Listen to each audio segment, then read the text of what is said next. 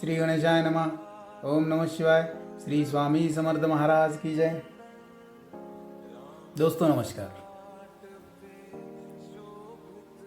दोस्तों मैंने सुना है कि बादाम खाने से अकल नहीं आती, धोखा खाने से अकल आ जाती है। क्योंकि जिंदगी में जो है धोखे से जितनी अकल आदमी को आती है उतनी अकल बादाम से भी नहीं आती। कहने का भावार्थ यही है कि जिंदगी में जीना है तो उसको अपने तरीके से और नेचुरल तरीके से जिए।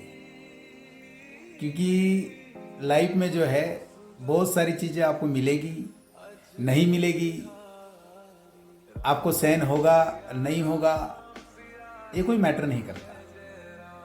क्योंकि जिंदगी में हम हर चीज के पीछे जो भाग रहे हैं वो सम्मान, मान, प्रतिष्ठा, इसके लिए भाग रहे हैं।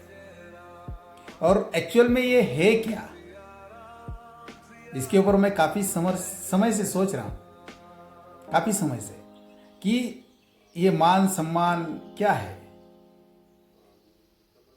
महाभारत हो गया, रामायण हो गया, वांग्मय हो गया, उसके बाद बहुत सारे उपनिषदों में, वांग्मय में बहुत सारी चीजें आप देखो, उसमें आपको एक चीज देखने मिलेंगी कि मान, अपमान, सम्मान, इसी के चक्कर में सब कुछ हुआ है। और हमारे भी जीवन में वही है।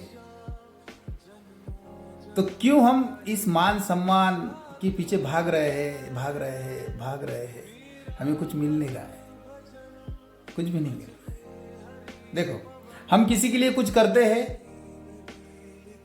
क्यों करते हैं? क्योंकि हमें अपेक्षा होती है कि वो भी हमारे लिए कुछ करे। जैसे कि एग्जाम्पल की तौर पर देखा जाए तो मान लो आपने आपके बच्चों को पैदा किया, कि आपको पता है कि भाई वो उनका पढ़ाते हैं, लिखाते हैं, बड़ा करते हैं, जॉब को लगाते हैं, सर्विस को लगाते हैं, धंधा डाल देते हैं, जो भी करते हैं, क्योंकि आपको पता है कि वो आपको आपके वृद्धावस्था में आपको संभालेगा, आपको अपेक्षा है। और यदि वैसा नहीं होता तो क्या हो जाता है? उसका अपेक्षा भंग हो जाता है, वो फिर उसको कोसते रहता है ना।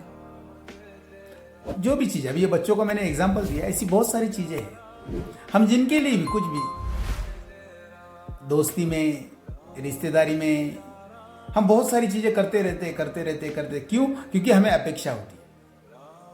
और जहां हम अपेक्षा रखते हैं और वहां यदि मान लो वो पूरी नहीं होती तो फिर हमारा अपेक्षा भंग हो जाता है, फिर दर्द चालू हो जाता है। तो दोस्तों मैं एक चीज आपको बताना चाहूंगा, आप जो भी चीज करो, कुछ अपेक्षा ही मत रखो। आपको किसी को मदद करनी है, कर दो। वो रिटर्न मदद होगी नहीं होगी इसका अपेक्षा मत रखो। बच्चे को पढ़ा रहे, लिखा रहे, बड़ा कर रहे हैं, उसको इसकी अपेक्षा मत करो। क्योंकि जब हम अपेक्षा रखते हैं और वो पूरी नहीं होती तो फिर अपेक्षा भंग हो जाता है। फिर चाहे बच्चों से हो, माँ बाप से हो, चाहे रिश्तेदारी में हो, चाहे दोस्ती में हो।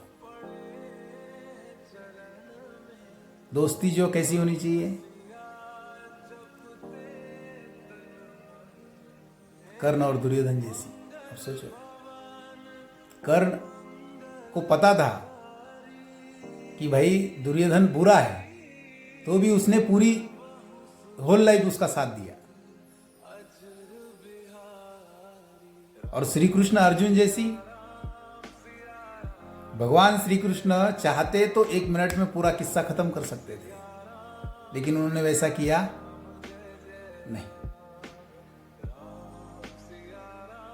क्योंकि इस ब्रह्मांड के चालक ने सारथी बनके अर्जुन का पूरा जीवन साथ दिया, पूरे युद्ध में साथ दिया। आप सोचो। और देखो दोस्तों, क्या होता है, बिन मांगे जो चीज मिलती है वो बहुत अप्रतिम होती है, और मांगने से जो मिलती है फिर वो उसका कोई महत्व नहीं रह जाता। उसके लिए बिना मांगे ही जो मिलता है उसी में खुश रहो, उसी में खुश रहो। क्योंकि इस भूतल पर, इस ब्रह्मांड ने या फिर आपने या फिर मैंने जो भी चीजें की है वो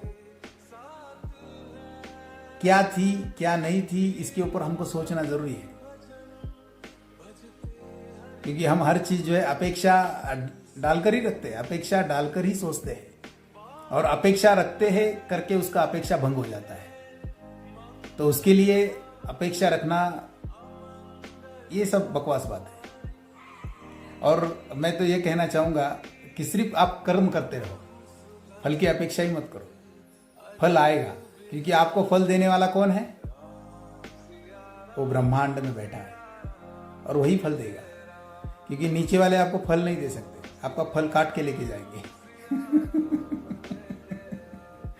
क्योंकि क्या है, यह जीवन जो है इसमें हर रोज कुछ ना कुछ नया सीखने को मिलता है, हर रोज, और सीखना जरूरी भी है।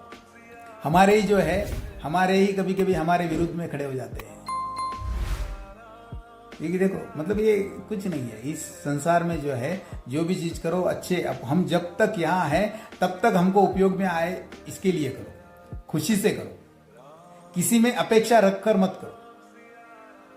चाहे पैसा कमाओ, चाहे धन दौलत कमाओ, चाहे घर मकान खेती बाड़ी रिश्ते, ये सब, इसमें अपेक्षा मत रखो। अपेक्षा रखेंगे तो फिर अपेक्षा भंग होने वाला है आपका।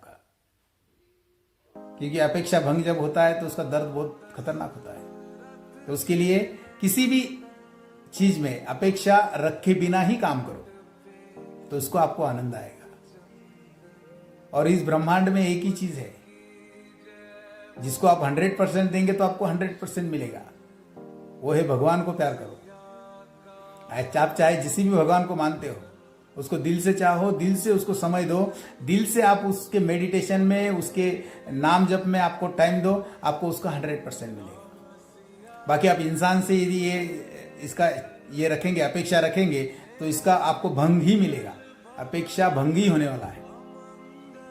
क्योंकि चाहे आपके बहुत करीब हो, चाहे आपके दूर के हो, चाहे नजदीक के हो, वो कुछ नहीं, उसमें कुछ नहीं रखा। उसके लिए खुशी से जियो और आनंद से जियो। मैं तो कहता हूं कि आनंद से जियो। और मैं जब भी भागवत गीता पढ़ता हूं तो मुझे इतना आनंद आता है कि वो इतनी बार पढ़ चुका हूं तो भी समझ में नहीं आया। क्योंकि देखो,